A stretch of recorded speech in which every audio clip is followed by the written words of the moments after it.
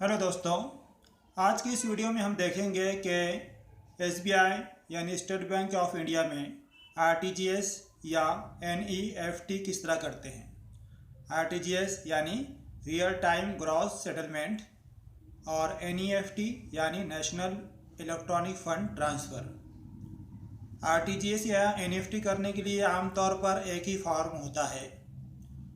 2 लाख से कम रकम किसी के खाते में ट्रांसफ़र करने के लिए एनईएफटी करना होता है, क्योंकि एनईएफटी में कम या ज़्यादा की कोई लिमिट नहीं होती, जबकि 2 लाख से ज़्यादा की रकम ट्रांसफ़र करने के लिए आरटीजीएस करते हैं।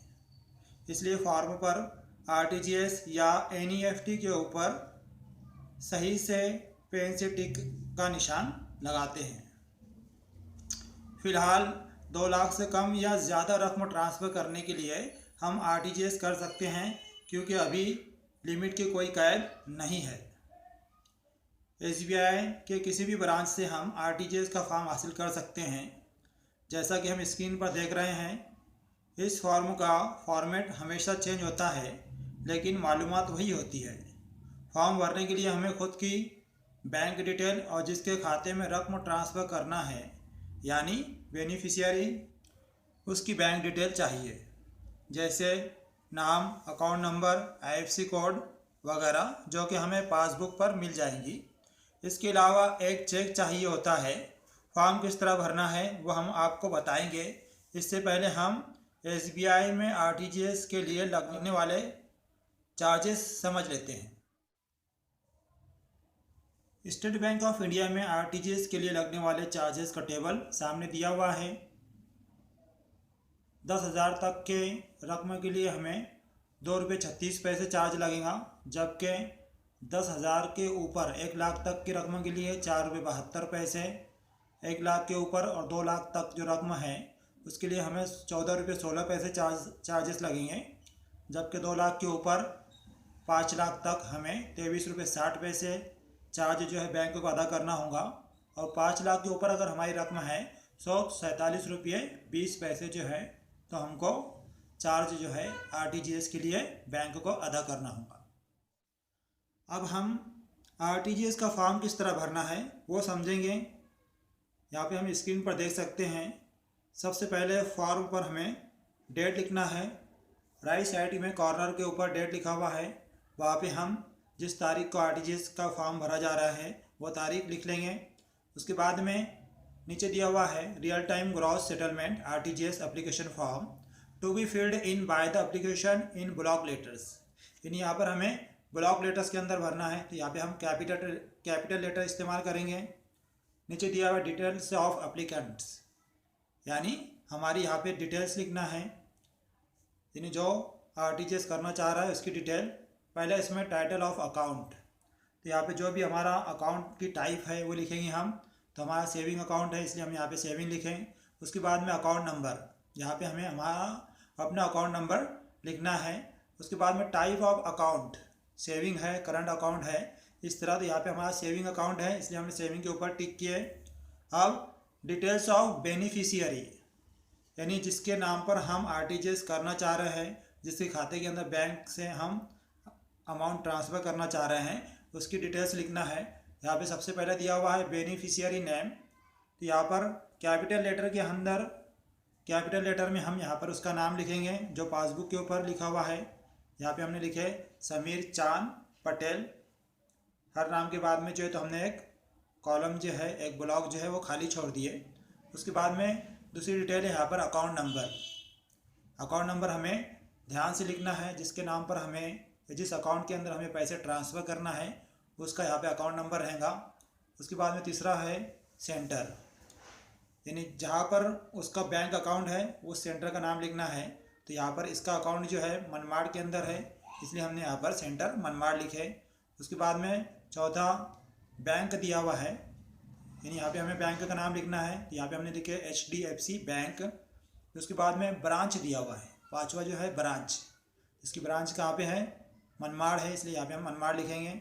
उसके बाद में टाइप ऑफ अकाउंट, यानी जो बेनिफिशियरी है जिसके नाम हम पैसा ट्रांसफ़र कर रहे हैं उसका अकाउंट की टाइप क्या है, तो यहाँ पर सेविंग अकाउंट है इसलिए हम सेविंग लिखेंगे। उसके बाद में RTGS कोड नंबर IFSC यानी IFSC कोड जो है वो हमें लिखना है। तो HDFC का जो मनमाड़ ब्रांच है उसका कोड है यहाँ पे HDFC 0004374, इस तरह लिखेंगे हम। इस तरह बेनिफिशियरी का पूरा डिटेल हम यहाँ पे लिख चुके हैं। अभी हमें जो अमाउंट यहाँ पे ट्रांसफ़र करना है, amount to be remitted RS, यहाँ पे हमें 2,90,000 रुपये ट्रांसफ़र करना है, इसलिए हम लिखेंगे यहाँ पे 2,90,000। उसके बाद में बैंक चार्जेस RS 23 रुपये 60 पैसे हमने ऊपर देख लिए। 2 लाख से ऊपर का भी रकम है तो वहाँ पे हमें 23 रुपये 60 पैसे अदा करने होते हैं चार्जेस।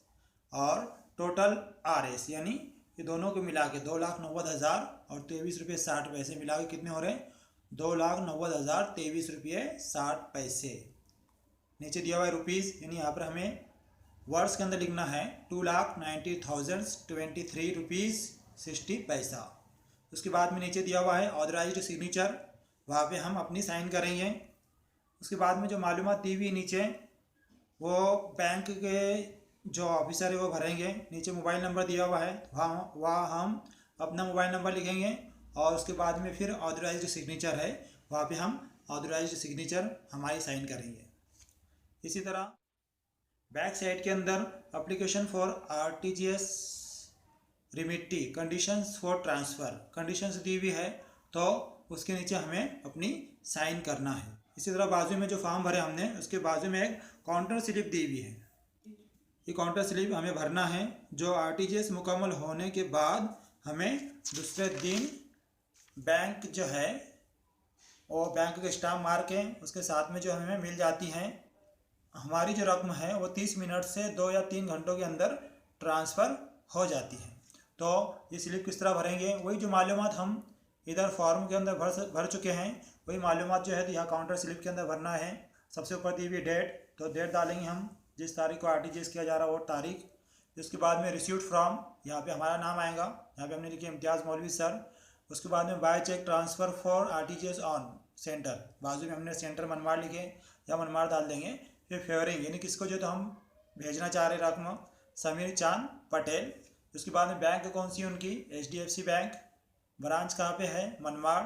यहाँ पे अकाउंट नंबर यानी जिसके अकाउंट के अंदर पैसा ट्रांसफ़र किया जा रहा है उसका अकाउंट नंबर लिखेंगे हम। तो अमाउंट RS कितनी रकम ट्रांसफ़र करनी है वो 2,90,000 रुपये। चार्जेस RS यानी कितने चार्जेस लगेंगे उसके ऊपर 23 रुपये 60 पैसे। टोटल अमाउंट 2,90,023 रुपये 60 पैसे। रुपीज़ यानी यहाँ पे हमें वर्ड्स में लिखना है 2,90,023 रुपीज़ 60 पैसा। उसके बाद में नीचे ऑथराइज्ड सिग्नेचर दिया हुआ है, तो वहाँ पे हम अपनी साइन करेंगे। दूसरे दिन जो है हमें ये काउंटर स्लिप बैंक से हासिल होंगी, जिसके ऊपर बैंक जो है स्टैम्प मार के जो तो हमें वो बैंक स्लिप वापस करेगा। इस तरह काउंटर स्लिप जिस पर बैंक का स्टैम्प है इस बात का सबूत है कि हमारी रकम दूसरे के अकाउंट में ट्रांसफ़र हो गई। रकम ट्रांसफ़र नहीं होने की सूरत में वो रकम हमारे अकाउंट पर दोबारा डेबिट कर दी जाती है। अब चेक किस तरह भरना है वो समझ लेते हैं। सबसे पहले चेक पर लेफ़्ट साइड के कॉर्नर पर 2 क्रॉस लाइन खींचेंगे हम, जिसका मतलब चेक जो है वो अकाउंट पे ही है, यानी रकम अकाउंट पर ट्रांसफ़र होंगी। उसके बाद चेक पर डेट लिखेंगे। यहाँ पे राइट साइड में ऊपर की जानिब जो है तो हमें डेट लिखना है। यहाँ पर 9/5/2022 तारीख जो है तो हमने लिखे।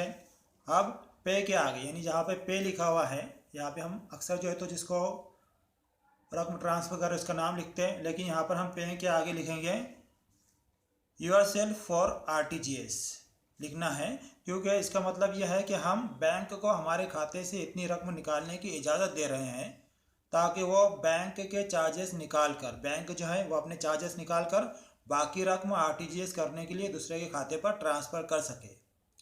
उसके बाद रुपी लिखा हुआ है, रुपीज़ के आगे हम जो है वर्ड्स के अंदर 2,90,023 रुपीज़ 60 पैसा लिखेंगे। जो टोटल अमाउंट है वो हमें यहाँ पर लिखना है चार्जेस मिलाकर। और उसके बाद में उसकी इसी के आगे एक बॉक्स दिया हुआ है, बॉक्स के अंदर हमें डिजिट के अंदर कोई अमाउंट लिखना है, अदा करें। वहाँ पे रुपीज़ की सिंबल बनी हुई है 2,90,023 रुपये 60 पैसे। उसके बाद में नीचे हमारा अकाउंट नंबर जो है तो पहले से उसके ऊपर से प्रिंटेड रहता, नीचे अपना नाम भी दिया हुआ रहता। सिर्फ हमें जो है तो यहाँ पर साइन करना है, साइन अबाउ, है ना, यानी यहाँ पर हमें अपनी साइन करना है। इसी तरह चेक के पीछे साइड में भी हमें अपनी साइन करना है। इस तरह जो है तो हम आरटीजीएस का फॉर्म मुकम्मल तौर पर भरने के बाद में किसी हमारी रकम जो है तो दूसरे खाते के ऊपर, दूसरे के अकाउंट के ऊपर ट्रांसफ़र कर सकते हैं।